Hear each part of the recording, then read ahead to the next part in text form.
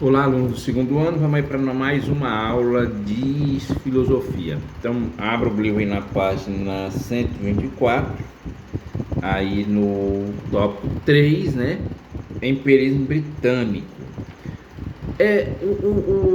A corrente empirista, ela teve um grande destaque com os filósofos britânicos, né? Principalmente Francis Bacon e John Locke, são os dois principais representantes aí do empirismo inglês, tá?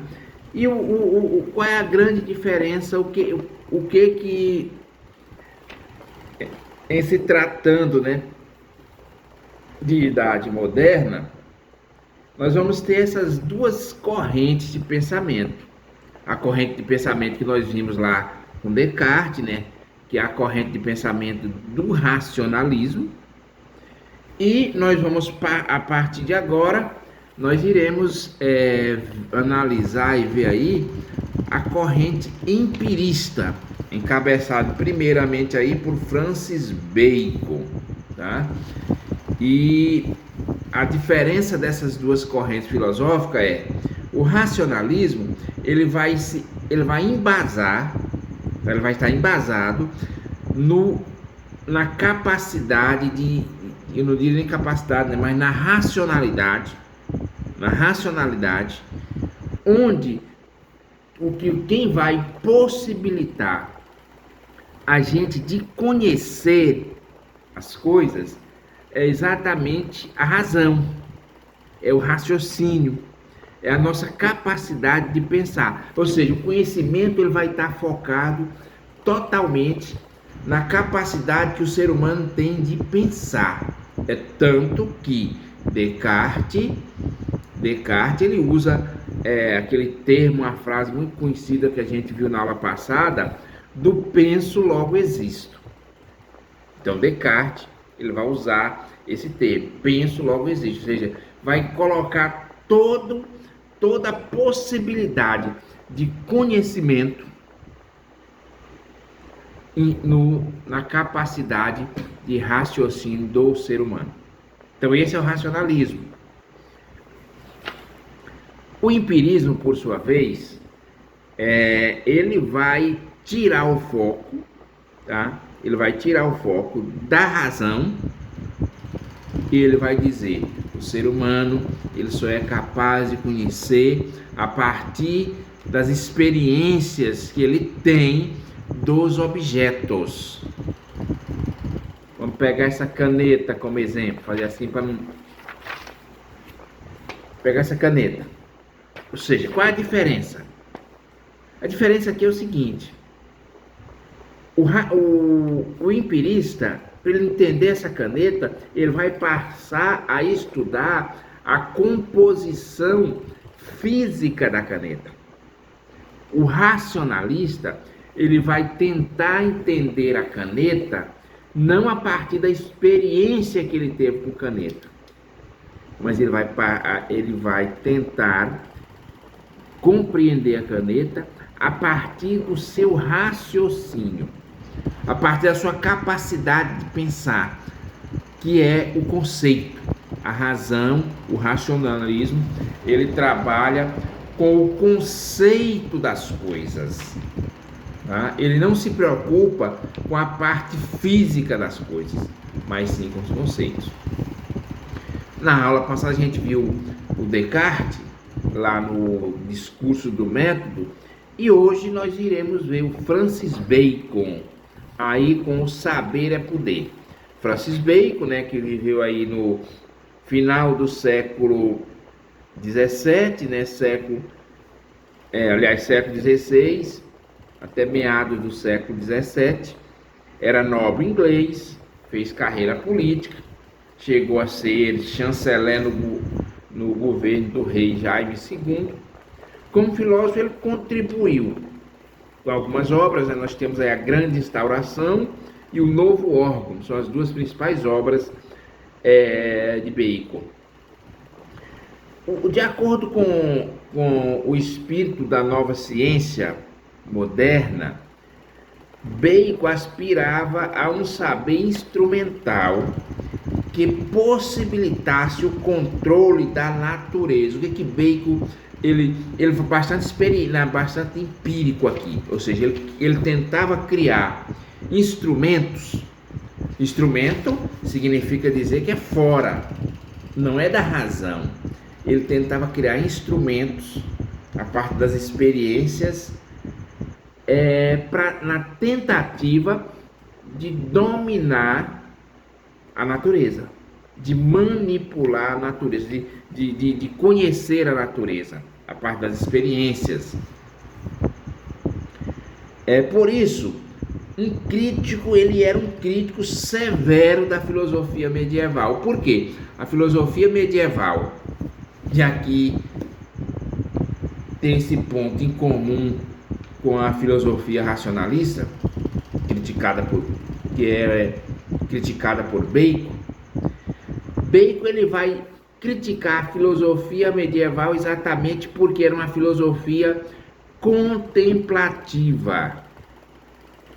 Ou seja, era uma filosofia que não vinha para o mundo físico, ficava apenas nas contemplações racionais do mundo conceitual. Não descia para a física, para a natureza, para o concreto, para a parte física das coisas.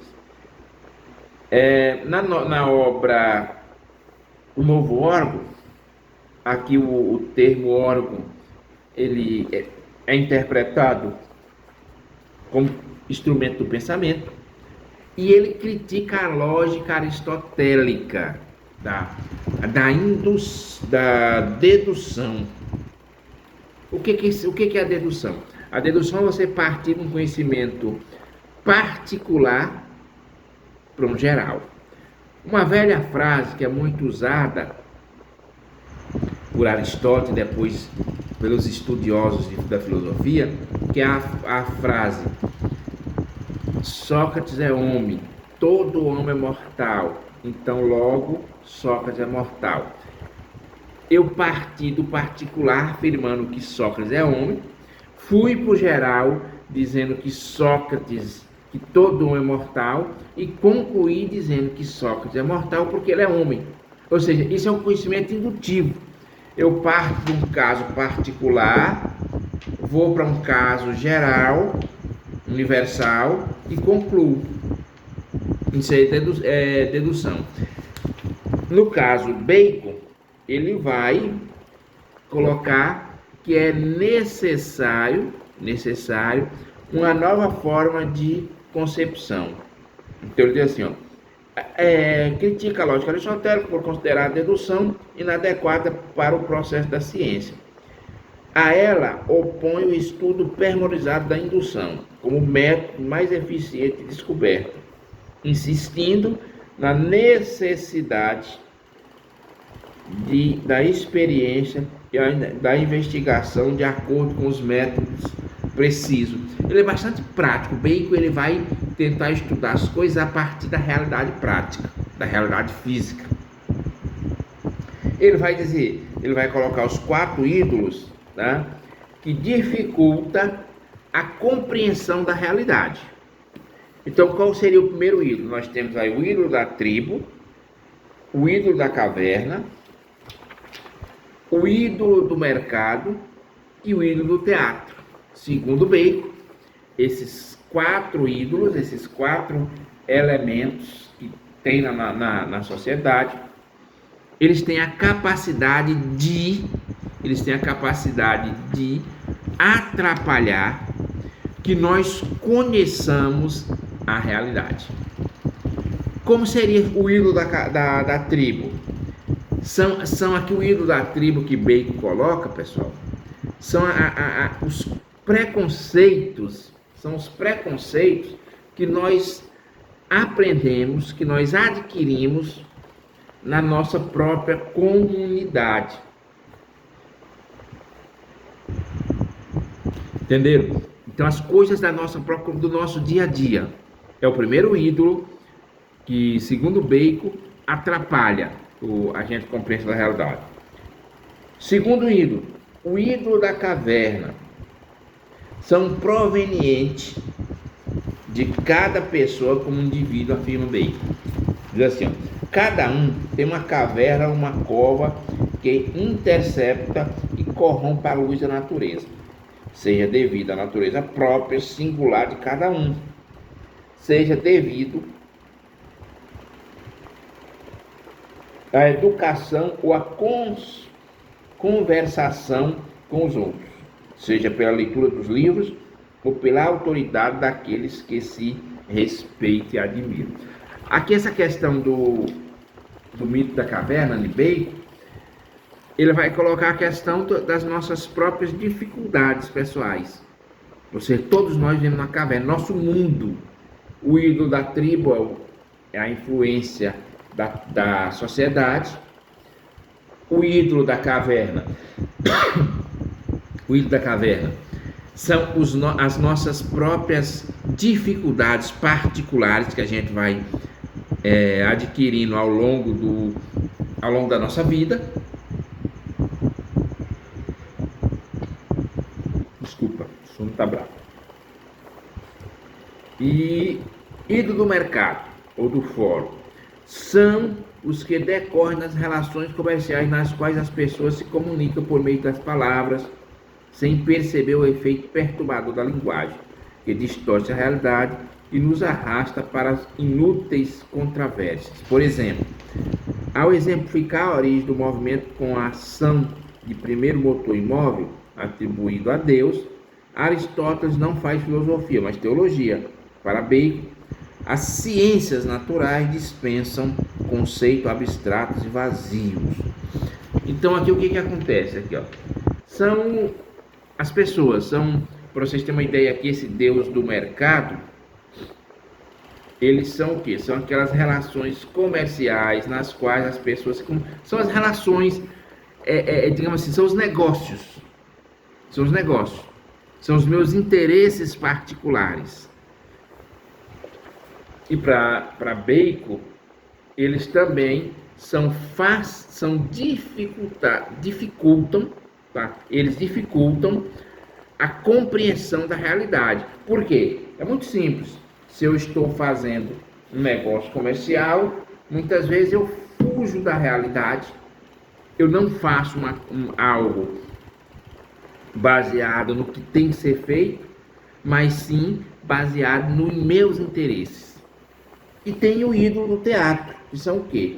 Ídolos que imigraram para o espírito dos homens por meio das diversas doutrinas filosóficas, também pelas regras viciosas da demonstração. Por isso compara o sistema filosófico a fábulas que poderiam ser representadas no palco. Muitas vezes, essas doutrinas mesclam-se com teologia, a saber como ou as superstições arraigadas. Por esse motivo, mais do que teorias, valeria a pena pesquisar as leis da natureza. Então são os mitos do teatro, são os mitos, são as várias correntes filosóficas, principalmente as metafísicas, né? As que vão tentar trabalhar com conceitos e não a parte da prática. Que Bacon ele é prático, ele quer entender essa caneta, ele vai analisar essa caneta, ele vai tentar conceituar a caneta para ele entender a função da caneta ou para que uma caneta serve. E por último, assim, ó, de formiga, aranhas e abelhas. O que diz aí? Vamos só ler aqui. Para Bacon, somente após a depuração do pensamento desses ídolos que corrompe e que é o método indutivo, poderia ser aplicado com rigor. Não se trata, porém, da indução aristotélica, mas de uma indução que se constitui como chave interpretativa. A indução baconiana visa estabelecer lei científica. Por isso, deve proceder à enumeração exaustiva de manifestações de um fenômeno, registrar suas variações. Ou seja, o que ele está querendo dizer aqui? Que para se entender tem que submeter a experiência mesmo. Ele tem que pegar o fato lá e submeter aquele fato há várias experiências para se chegar ao conhecimento sobre ele. Então essa é a ideia. Ou seja, você vai pegar o objeto e vai submeter esse objeto à análise com métodos científicos. Esse é o que Bacon bate na tecla. Tá? Nesse sentido, Bacon critica tanto os racionalistas quanto os empiristas, para ir além deles, na expectativa da aliança entre as duas faculdades, a experimental e a racional, como ilustra a metáfora da abelha. Assim, quem se dedica à ciência foram o empírico ou dogmático. Os empíricos, à maneira das formigas, acumulam, usam as previsões, os racionalistas, à maneira das aranhas, de si mesmas. Extrai o que lhe serve da teia. A abelha representa a oposição intermediária, recolhe a matéria-prima das flores, do jardim, do campo, e com seus próprios recursos transforma e digere. Então vocês estão vendo o que acontece aqui. Então o Bacon, ele quer ficar, ele se posiciona, até mesmo faz crítica, apesar dele ser um empirista, mas ele faz crítica, o empirismo por empirismo, né? Ele não coloca,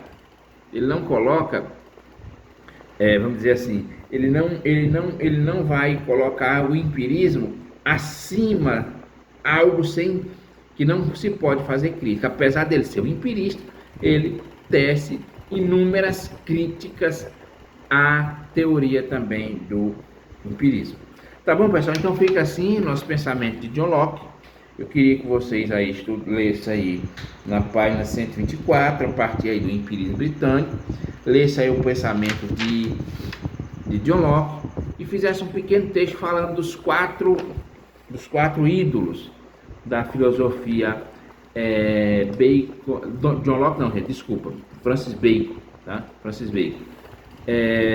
Então vocês vão fazer aí os quatro ídolos, comentários sobre os quatro ídolos aí da filosofia baconiana, e não John Locke, como eu estava falando. John Locke é o próximo que vamos estudar, é John Locke, o homem da tábula rasa. Tá ok, pessoal? Até a próxima aula. Estude, aproveite o tempo e até a próxima.